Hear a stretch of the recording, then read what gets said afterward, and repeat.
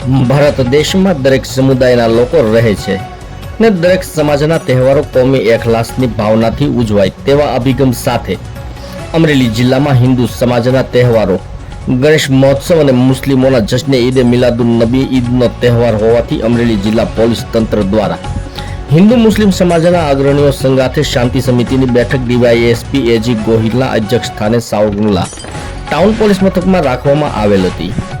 વરસાદી વાતાવરણ હોવા છતાં બંને સમાજના લોકો શાંતિપૂર્ણ માહોલમાં તહેવારો ઉજવી શકે તે માટે બેઠકમાં હિન્દુ અને મુસ્લિમ સમાજ દ્વારા પોલીસ તંત્રના સુંદર સહયોગથી તહેવારો ઉજવાય છે ને હિન્દુ મુસ્લિમો એકબીજાના તહેવારો પર માન સન્માન સાથે ભાગ લે છે।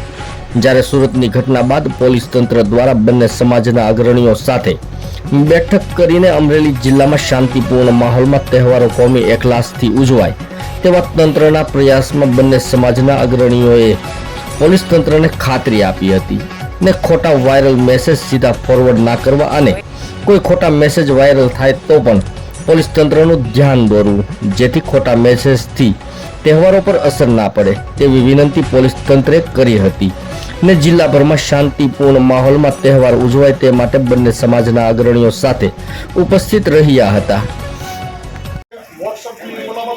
ચાલતું હોય છે બરોબર, સાચા અને ખોટા અને વોટ્સઅપમાં આપણે આવતા હોય ઘણી વાર વેરીફાઈ કર્યા વગર આપણે સાચા માની લઈએ કે આવું થયું, તો એમાં કોઈ પ્રચારમાં બે તહેવારો જોડે આવે છે, ગણેશ ઉત્સવ અને ઈદ। પોલીસ દ્વારા તો શાંતિ સમિતિની બેઠક બોલાવી, પરંતુ મુસ્લિમ સમાજ દ્વારા શું આયોજન? મુસ્લિમ સમાજ દ્વારા એક સારું એવું આયોજન છે। આ ફેરે 4-5 વર્ષથી ગણેશ વિસર્જન ને ઈદે મિલાદુન નબી બે સાથે આવ્યા છે, પણ આ દિવસે 16 તારીખે ઈદે મિલાદ છે ને 17 તારીખે ગણેશ વિસર્જન છે।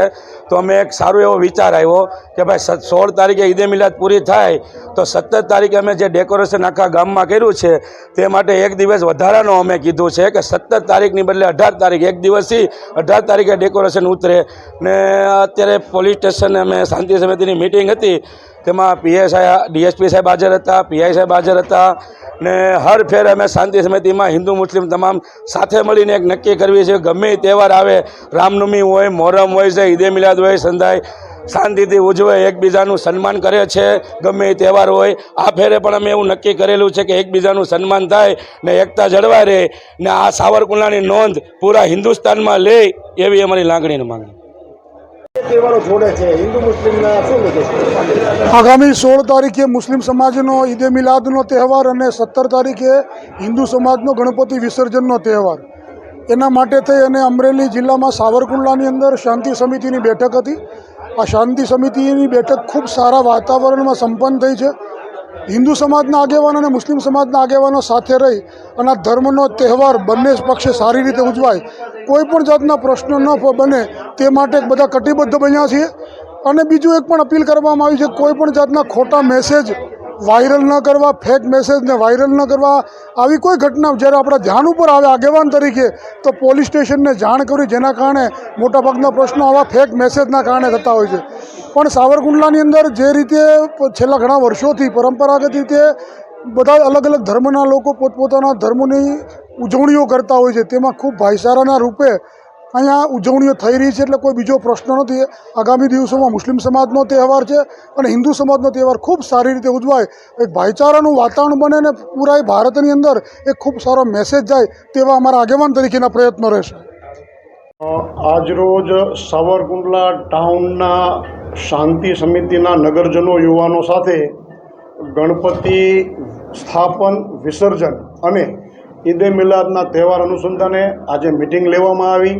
તેમાં બંને સમાજના આગેવાનોએ અમને ખાતરી આપી છે કે અમારા બંને તહેવારો શાંતિપૂર્ણ વાતાવરણમાં કોઈ પણ જાતના ક્લેશ વગર અને કોમી એકલાસભર્યા વાતાવરણમાં પૂર્ણ થશે।